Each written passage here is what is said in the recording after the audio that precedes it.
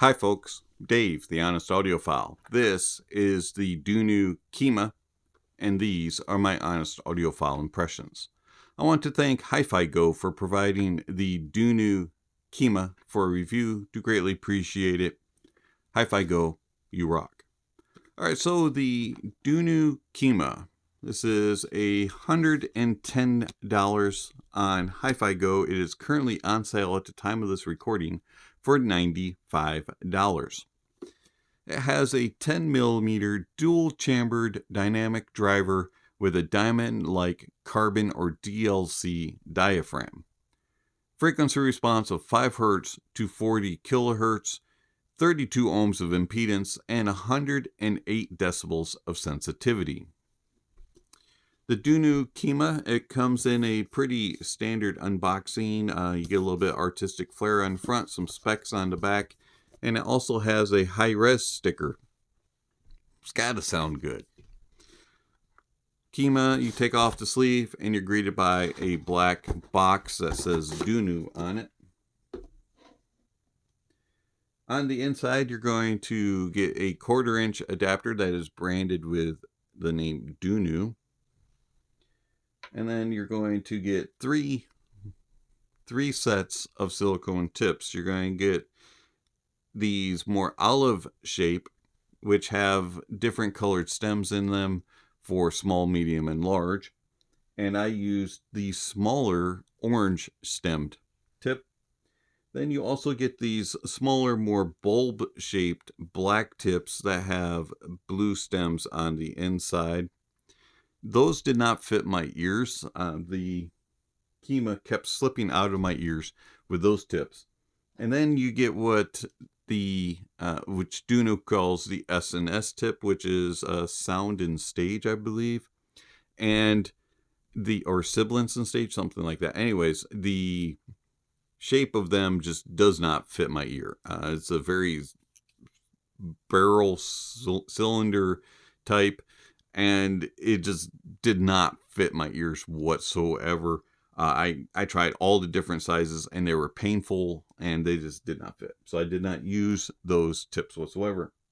You also get a orange carrying case, which says DUNU on it. And then you get your IEM. So the Kima, it has a stainless steel shell. It is shaped kind of like a diamond on the front. It's a little bit on the chunky side, not too bad. You got decent angle and an alright length on the nozzle. Mostly a flat back. It is stepped just a little bit. And I found that comfort-wise is not too bad. And I found that isolation of outside noises is okay. They probably block out 55-60% of outside noises if I had to guess. And it'd be okay for light office duty around the neighborhood, in the house, that type of thing. If you are looking for public transit or louder situations, these probably wouldn't do a very good job in isolation. The cable connects with a 2-pin. Very nice ear hooks. They have just enough tension to keep the loop. And then it goes into a nice split with a branded metal split, and then a cinch that does its job well. And it terminates to 3.5. It's a nice cable, very well built, feels nice and light. It is just a little bit stiff, and it does tangle slightly. But other than that, it's pretty standard fare for this price point of IEMs, and it's a very nice cable. Overall, I find that the build and design of the DUNU Kima is well built, and it's comfortable. I can wear them for about 2 hours before I start getting discomfort. And the weight of them, the look of them, it's all right. Nothing too special here, but it does its job, and it doesn't have any flashiness to it that just draws attention. It just kind of minds its own business and stays out of the way. They're fairly easy to drive. I had no issues driving them with any of the dongles that I have on my desk, whether it be Audio Engine DAC 3, Heidi's EXO, Hibi FC3, Hibi FC4, Next Drive Spectre X, Periodic Audio, Rhodium, you name it. They all drove it with ease. And then you also have desktops that will be able to drive them very easily. It was not picky at all. Before we get into the sonics of the DUNU Kima, I would like to thank those who support me through Patreon and YouTube memberships. Thank you very much for all that you provide to the channel. It means a lot, and it helps the channel to continue to grow.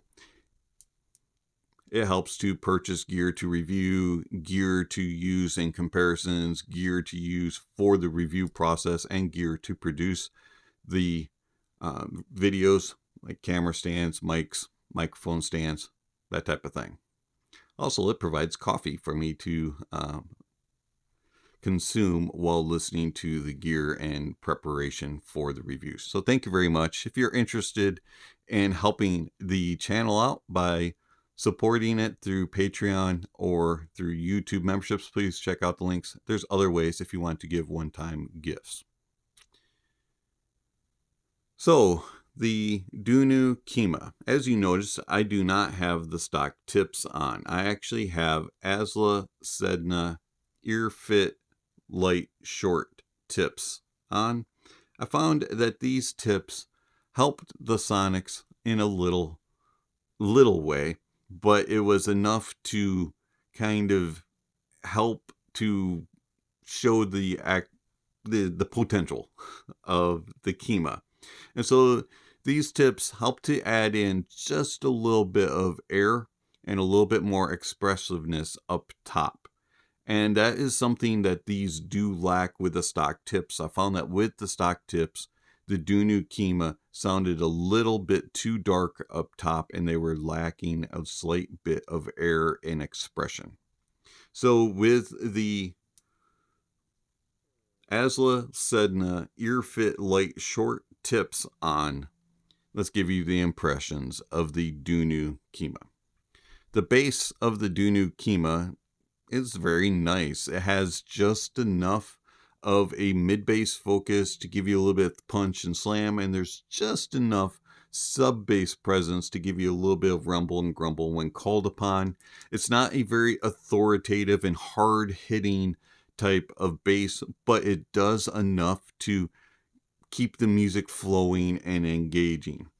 Overall, I found that the bass was a little bit lackluster when it came to emotion and connection with the listener. I found that it was just kind of ho-hum. Here's your bass, here's your details, and here's your tone, and here's the bass.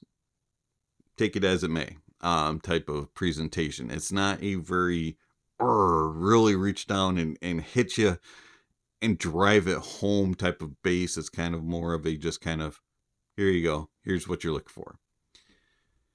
Overall, the tone and timbre of the bass is very good. Instruments, vocalists, and all of that reside down there sound very good and very pleasing.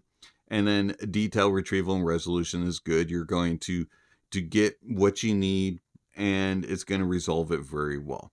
The mids. The mids are similar to the bass. It's kind of the, here you go, here's your mids, here's your vocals, here's your instruments, and do what you want with them. Take it as it is, and it's not a very expressive and very emotional type of sound. It's more of just a, here you go, here's what it is type of sound signature. It has good tone, good timbre, and the detail retrieval and resolution is all right. It's not anything that's going to really wow you and just grab you and connect with you, but at the same time, it's very consistent and it's very accurate, and it's just going to give you what you want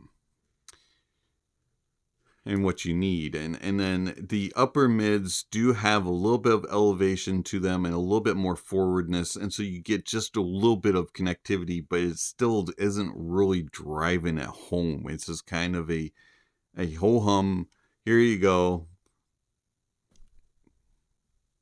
do what you want. And then the treble. The treble is dark. Even with these more wider bore tip and a little bit more of the air that it allowed in and a little bit more extension. The DUNU Kima has a very, very dark treble. It just doesn't have a lot of sparkle, doesn't have a lot of energy to it, and it lacks crispness. It lacks that natural edge and that little bit of sharpness that you get in a live presentation. It just doesn't have it. And it just sounds boring, sounds rounded and smooth. And the overall presentation in the mids and treble is, or excuse me, in the mids and the bass is kind of that way as well. But the treble is a little bit too accentuated in that area as far as smoothness and just kind of overall laid backness. It's a very dark, very kind of boring type of treble. And I found that the DUNU Kima, if I had the complaint with them, is the treble just lacks life. Doesn't have a lot of energy to it. Doesn't have a lot of the sharpness and the crispness and the edginess that you get in instruments, and it just lacks bite and connection and emotion. Soundstage. The soundstage of the DUNU Kima is extremely intimate. It is a very, very small stage, and it borderlines on claustrophobic. It just sounds very close, and like everything is right here in my ears and in my head. It doesn't expand very far at all. Even on tracks that I know have a wider stage, they just sound very, very close. And that hurts depth. Depth is not very good. It is very small. And then layering kind of gets hurt on busier tracks, and things will become a little bit muddled and a little bit jumbled up, and things don't always mesh together as they should. They more kind of cover and mask each other. Imaging is okay. It does a good job of tracking things across. There's no gaps. It's not a 3 blob effect or anything. It does move across the stage and you can track it, but it doesn't seem to kind of fade away and move freely. They kind of come to a screeching halt. They reach this wall. And unfortunately, it's not the most precise and accurate either. It's more like it's right in this area instead of being it's right there. It's in a bigger area. It's more in a small area, but at the same time, it's just not extremely precise. So the DUNU Kima does struggle with soundstage and with treble. Tone and timbre does very good. Things sound very natural, very accurate, and very true. And overall, I don't mind the Kima. But the Kima doesn't do anything to set itself apart. It's kind of like that worker in the office who always is there, who always does their job, and you know that you can get a job done when they're doing it. But it's not going to be done in a flashy way. It's not going to be done with any expression or any emotion. It's not going to have any sort of urgency to it. It's just going to be when I get it to it, I'll get it done. And it's just kind of a boring, non-expressive, unemotional, here you go. It just lacks any sort of urgency and any sort of emotion and connection. And it does what it's supposed to, and it sounds okay. I just wish that it did something to stand out against its competition. Speaking of competition, you have the Etymotic ER2XR. Now, the Etymotic ER2XR, fit-wise, you may or may not like it. But sound-wise, ER2XR is so much more emotional, so much more connected with the music and with the user. You get this drive to it. It has better tone and timbre and a more natural and accurate reproduction of instruments and vocalists, better detail retrieval and resolution in my opinion, and a wider stage with better depth and layering. Overall, the ER2XR is just a more complete sound. And it's got a connection and emotion. And then you have the DUNU Titan S. And the DUNU Titan S has a more emotional connection to it. Your vocalists and instruments come alive in the mids. They are a little bit more forward, but they have better body and they're more detail retrieval, better resolution. And you just have a more accurate, airy, spacious type of sound with better depth and layering. And overall, I would pick the Titan S over the Kima. It's been Dave, the Honest Audiophile. Thank you for watching, and I'll catch you on the next video. Speaking of next video, somewhere on screen, subscription links and notification bells. If you haven't already, please check those off. Then don't forget to give a thumbs up or a thumbs down to the video, and check out all the links down below. There's ways that you can connect with the channel, follow channels, support the channel. Gear recommendations, music recommendations, tier lists, and all kinds of other things are down below. So check out the links. And then don't forget to enjoy the music, and that honesty is the best policy.